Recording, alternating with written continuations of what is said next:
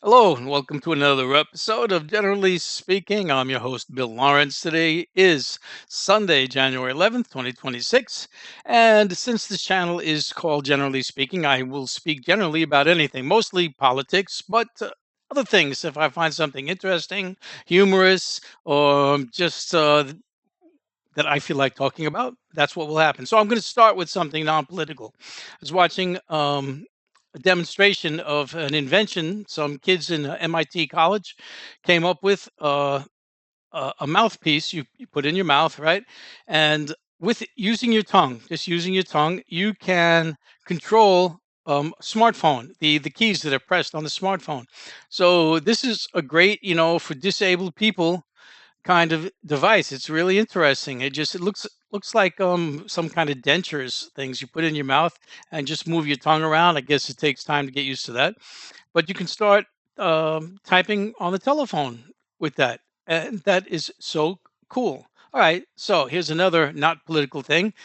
Disabled women are 7 times more likely to be SA'd, that's sexually assaulted, than not. And of course, picking on the helpless. That's what the aggressive, the man animals do. They pick on the helpless. So it was an interesting story about often disabled women or people in charge of disabled women get birth control because they might be SA'd and suddenly they're pregnant. It's such horrible. Humans are horrible. Not me. I'm a wonderful guy. Oh, come on. I've got my bad sides too. You know, Sometimes I don't brush my teeth, twice a day. So yeah, we've all got it in us.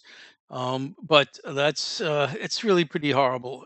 So that's it. I've got now. Okay, politics in South Carolina. We have a senator, Lindsey Graham, who's a horrible piece of person, a monster. And with someone running against him, Annie Andrews, she's a medical person, and so she's definitely against all that MAHA, Make America Healthy Again, JFK, I mean RFK stuff. And so I ask you to contribute to her if you can. Now, one thing about her that is upsetting a little bit to me, or a question mark, is her position on Israel. To me, this has like become a very big issue. Are you supporting a genocide in Israel? And like, for instance, Jasmine Crockett. She's, for the most part, a wonderful fighter for the working person, and but she's 100% for Israel, and it's just so heartbreaking. And someone was saying, listen, you can't expect every member of the team to get the ball across the yard, across the finish line. Some people may not have what you want, but there's other people's on the team that do. And so everybody who's pushing at least somewhat in the right direction, welcome them aboard. And maybe there's something to that. But Jasmine Crockett, I don't want to support her running for Senate in Texas senator. I'm going with other Democratic person who's running, James Tallarico. Now, I don't hear very much about him on the Israel side either, so I don't know that he's much better. But I haven't heard him strongly speaking about I support Israel. He's not clearly saying how much he's supporting that. But on the one side that I don't care about him, he's just a preacher. And me, I don't like preachers generally. I don't want a theological state. We hear about the Christians talking about, well, they're going to have Sharia law. We're going to have Islam's, in our country if there's Muslims in our Congress. I, as an atheist, have similar thoughts about Christians, especially when I see so many states trying to push the Ten Commandments in the schools, that you got to have a program that teaches the Bible as history in the schools. And they tend to be anti LGBTQ and anti gays and no, not a woman's health care rights. So, listen, a lot of them, are acceptable. They're not that extreme, but that's what the Christian platform generally tends to be, and so I get a little leery of it. But there's no perfection in this world, and so I'm going to go with Talarico, and I've already contributed to him over Jasmine Crockett. All right, I'll tell you what we need. Just I want to talk about a person, the podcaster Cenk Uygur, who's on a channel called The Young Turks.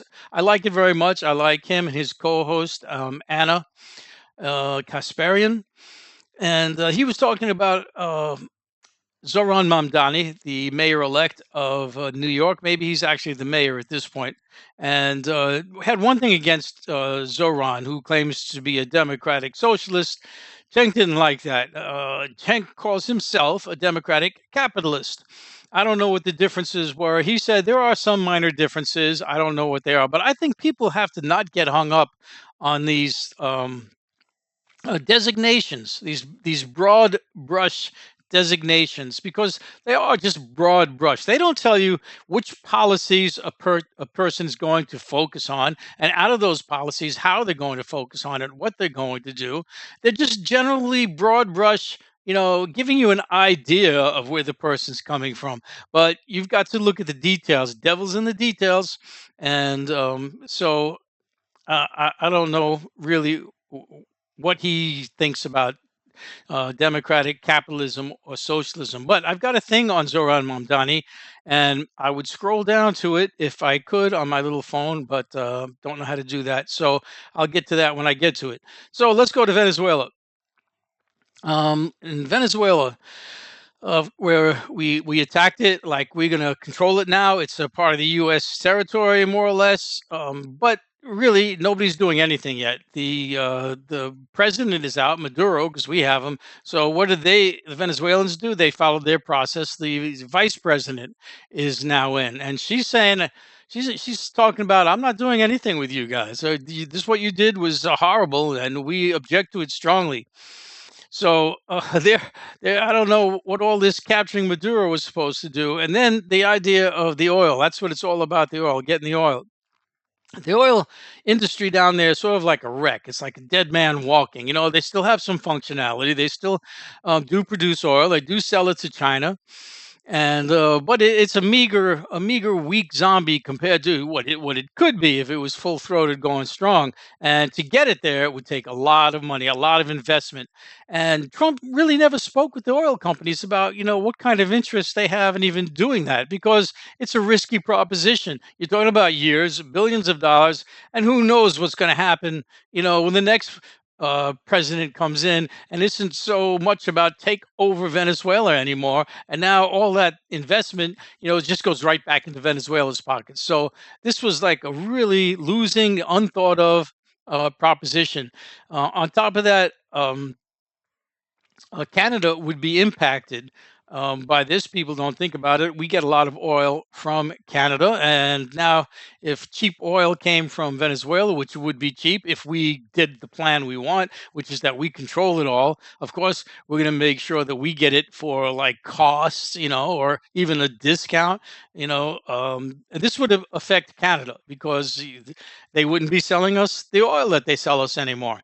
So they're all scratching their heads about that, and they're thinking, we've got to do some more. They've been thinking. A lot of people have been thinking. A lot of countries have been thinking, rethinking their relationship with the United States. All right. On top of this, Canada is going to start selling to China in the Chinese currency, the renminbi.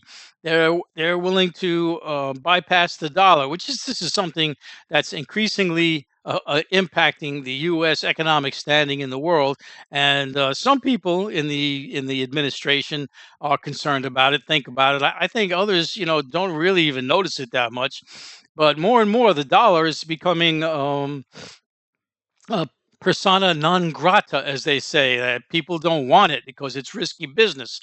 If it's in dollars, the Americans control it. They put sanctions on you and say, those billions of dollars that you've got in our money, we're holding it in the bank and you can't use it anymore. Bad, bad, bad idea. So people are going to, using the monies in foreign currency. China and Russia, they both deal with each other entirely not in dollars at all.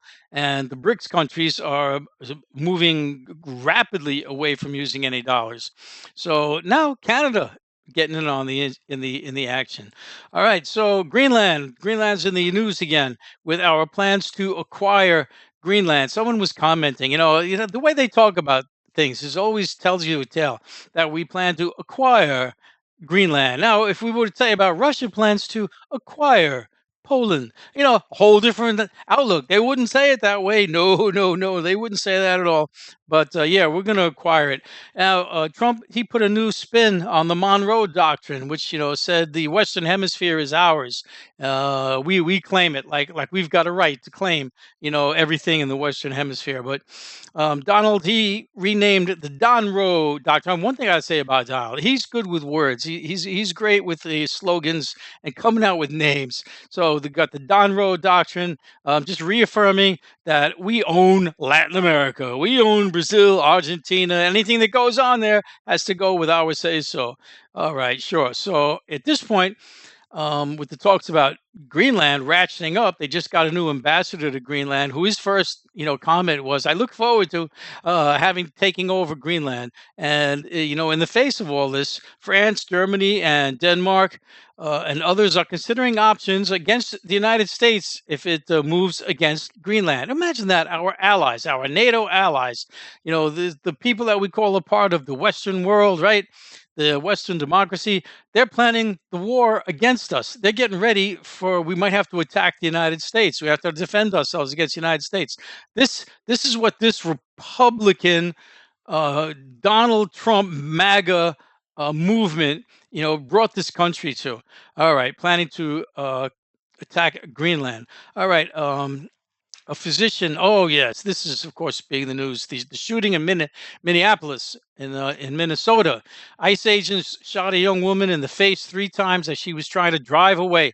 The MAGA people trying to say she was trying to run him over, trying to run. All right, so she's parked, she's sitting still, and she's in some altercation, verbal altercation with a couple of the ICE agents in the street, and she says, "I got to get out of here. This is not going in a good direction.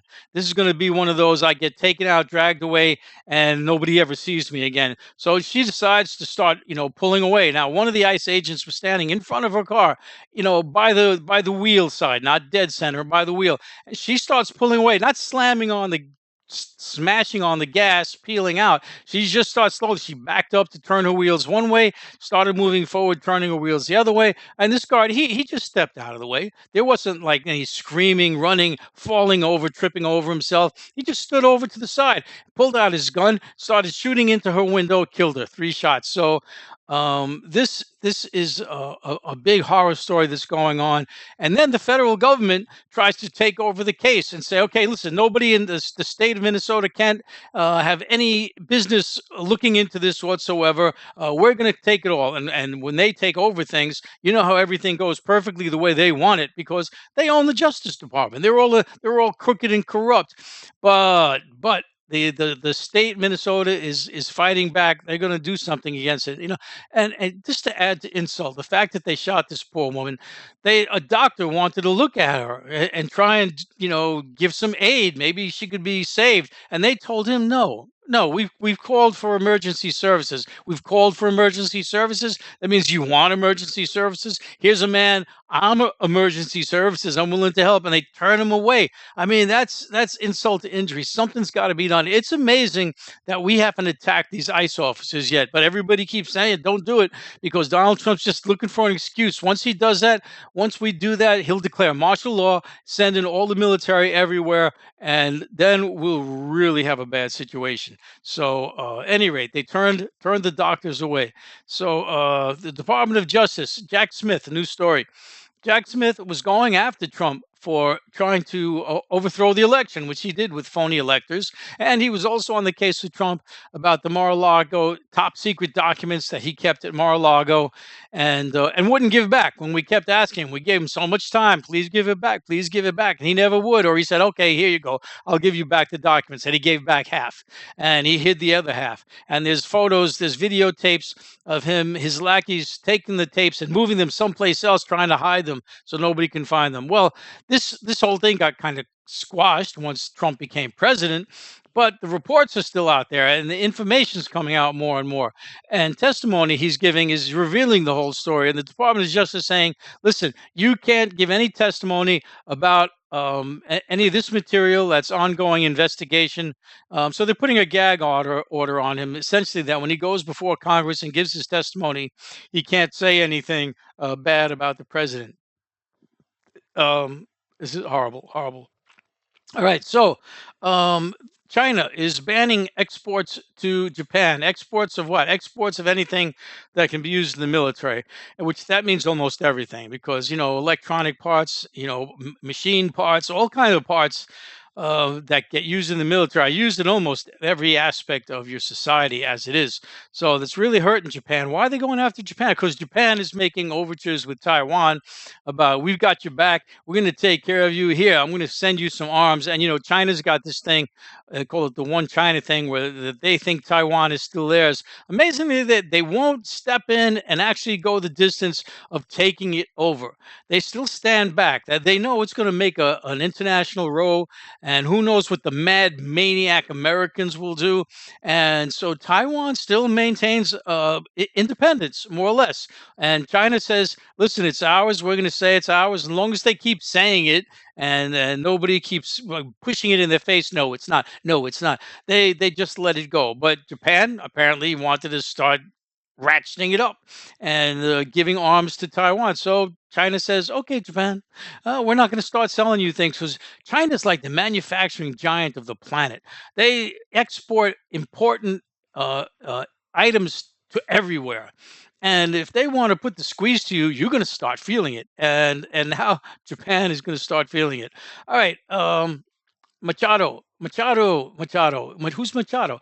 Machado is an opposition leader to Maduro. Wanted to become president, didn't, because Machado said, "You know what? I'm going to rule that you can't run." Now that sounds a little bogus. I mean, so what do you're running against five people, and you say, "You know what? Certain people can't run." Who? These five people. And, well, look, there's nobody running but me. That's kind of not cool. So, at any rate, Machado, the United States was all praising Machado. She's the one. She's the one. And you would think, okay, we got rid of Maduro. Machado's going to be in. But no, Trump says, I don't really think she has what it takes. She doesn't have the support necessary, blah, blah, blah, blah, blah, blah. What was it all about? What was it all about?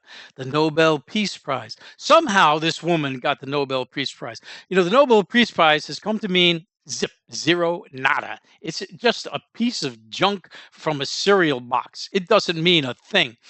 But some people seem to want it, like Donald Trump. He wants that peace prize because Obama got one. So Obama got one, Trump wants to get one. Well, Machado got it. And, she did a big sin. That sin was not rejecting it, saying, no, I think this prize should go to Donald Trump. And she didn't say that, so he's pissed off. This is like, international politics, military attack, serious stuff. And what's running it all? Schoolyard playground, sandbox mentality and emotions. That's what runs the Trump administration. No, you didn't give me my Nobel Peace Prize. You can't be the president. So now it just followed the normal process, and the vice president in Venezuela became the president. All right, let's get back to Mamdani now, this democratic socialist. What are some of the things he did right out the bat? I was wondering about it. So many people talk a talk, and then when they get in office, it's a whole different story, right? And the famous example is John Fetterman, who was talking so, pro working class, and then he went totally in the other direction. And some people say it was because the stroke he had. And I remember reading some comments, people saying strokes can do that. They can just change your whole personality. Well, whether it was that or not, he changed. And I was wondering if Mamdani would. But look, here's the first things he did.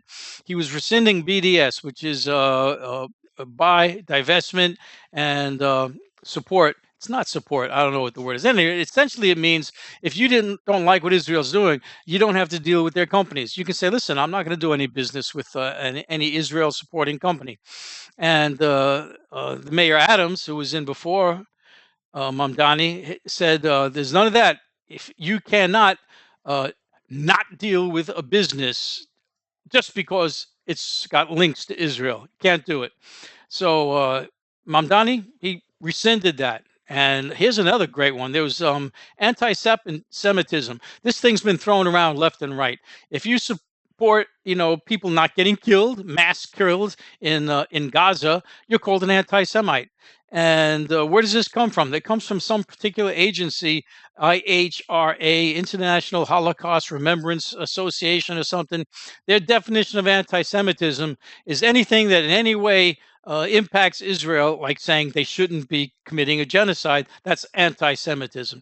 Well, Mamdani scrapped that. He says, no, anti Semitism is going to be when you say, I hate Jews, not when you hate Zionist state. So good for him. What else? He's going to force a realty group in New York, Pinnacle Group, to make repairs on apartments that are all falling apart. Imagine that. A mayor actually going after the landlords to actually make the repairs. Apparently, Pinnacle Group was looking to collapse. They were going bankrupt or something, and and they wanted to just sell the business off and run away with what profits they had and pay no penalties. Say, oh, I'm bankrupt, can't do anything. I'll just walk away with all the money I have. And he said, nope, nope, you're not going to do that. You're going to make repairs first. And also, we're going to make sure that tenants don't get displaced from your, horrible tactics. So he also appointed a young lady, Sia Weaver, to be the director of the office to protect tenants. He's got an office to protect tenants, and he created two task forces to create more housing and reduced housing costs. And he initiated a junk fees task force. That's where you join up for something, and only $10 to join, and you get charged $50 because $10 to join, but then there's $20 for this, $20 for that, $20 for the other thing, $20. Junk fees, right? So he's making it so you can't have junk fees, and also so that you can unsubscribe. It's a really popular thing. When you join something, they got big subscribe now. Come here, we want you. Great customer service. And you try it, it says, wow, this stuff isn't what I thought it was. I think I'll unsubscribe. Where do I unsubscribe? There's no unsubscribe anywhere. Oh, here we are. There's a little tiny link down here, unsubscribe. Unsubscribe, go through this process. It involves 50 different copies of your history from before you were born. Tell me, who was the first president of Egypt, and just like impossible. So he's making it that you can get unsubscribed. He also wants to end a solitary at Rikers Prison. That's this prison in New York City. It's like known to be like a horror place. Personally, all the prisons are horror places. I don't know. There's a nice one. I think that's where Ghislaine Maxwell went. She went to a nice one, but mostly they're all crap. They need to be totally revamped. He initiated an office of mass engagement where everybody can put in, the people, the you and me on the street can put in our feedback. I think this needs to be changed. This should be changed. So it's no longer just the billionaires saying, what would improve our billionaire life, and now the common person. So Mamdani, this guy is walking the walk. He's not just talking the talk. He also wanted to launch universal child care. Now, when you have to go to work, you got a kid, you're a single mom, it's hard to go to work when you got a kid, right? You got to take care of the kid. He's going to start universal health care. The man is starting out of the gate like Seabiscuit. He's like, or Secretariat. Well, they were both good horses. Secretariat, you should see that movie, Secretariat, if you like horses at all. If you like human interest stories, Secretariat, a great story. It's got you cheering at the end. You should watch that. All right. Senate votes to restrict Trump military moves against Venezuela. It's hard to believe. It's hard to believe, but there's some pushback going against Trump and all the crazy stuff he's doing, particularly in this instance, the military moves against Venezuela. The Senate is voting to restrict. How much of restriction? Whether the votes will succeed, and then it's got to go to the House. When it'll get through them, who knows? But gosh, it's good to see them, doing something. All right, Palantir. This is this company named after that evil piece of crystal ball in the Lord of the Rings movies, the Palantir. You look into it, and evil just floods your mind. The evil Sauron takes over your mind, and that's the kind of name that this company wanted, Palantir. And the co-founder of it, he says the whole reason we're here is to kill commies. We want to get every bit of information, and that's what Palantir is. It's getting all your information from your cell phone, where you go, what times you go there, who you talk to, what do you say when you talk to them. They want to know your Facebook, they want to know your Instagram, they want to know all your social media, they want all everything that you do about you, that they can find out, yeah, you're a person we don't want, and we want to do something about it. And out of his mouth were the words "kill commies," and commies to him means anybody who isn't MAGA. That's who commies are. They're using the word commies, but they call us left wing progressives commies all the time. That's what they mean. And he says he wants to kill him. This guy, he's a nutcase. And here we got a nutcase trying to kill us. Really. All right. Having children rewires you. Having children rewires you. And some woman was doing a study looking on the MRIs of the brains of women before and after they had kids, and found profound differences. And then also did interviews and got profound differences. And there were many comments about this article about, it's true, it's true. I didn't ever want the kids. I thought kids were bratty, noisy, getting in the way. They're a hindrance to your life. And then, I don't know, whatever reason, they actually ended up having a kid, even with all those thoughts. Came around to a whole different worldview. Started loving them, started caring for them. Anytime they hear a baby crying, they would get upset. And then I heard some men chirping in, you know what? It changes us too. We don't have to biologically have a kid. Just becoming now a part of their life and responsible for them, you start becoming a different person. And I can see that. You start having that feelings of humanity. It's a shame that sometimes you need those kind of things to feel the sense of compassion, of empathy, of humanity. All right, so having children, that'll rewire you. All right, J.D. Vance said that ICE will be going to door now, asking for proof of citizenship. If you hear a knock on your door, that might be someone coming to say you got your birth certificate, you got your driver's license with you, you got your passport. Let me see you prove that you're American. Going door to door. Okay, well, I guess they want to be efficient, right? But this is horror stuff. This is an unbelievable world that these Republicans, that these MAGAs brought upon us. And I see a lot of stories of them with the old FAFO, fool around and find out, and people, crying now, especially like with the healthcare that's going to go up.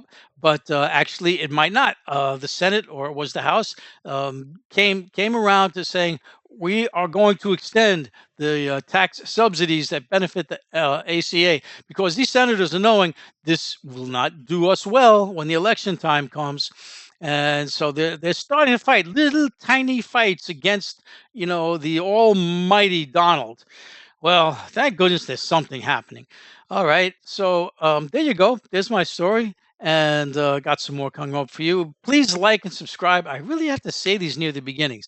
And make a comment. Tell me, good job, boy. Good job. Or you're an idiot. I don't know what I would just like to hear something from anybody. Here, get a little like. You like to see your statistics. Somebody liked it. I'll even take someone didn't like it. Somebody looking at it.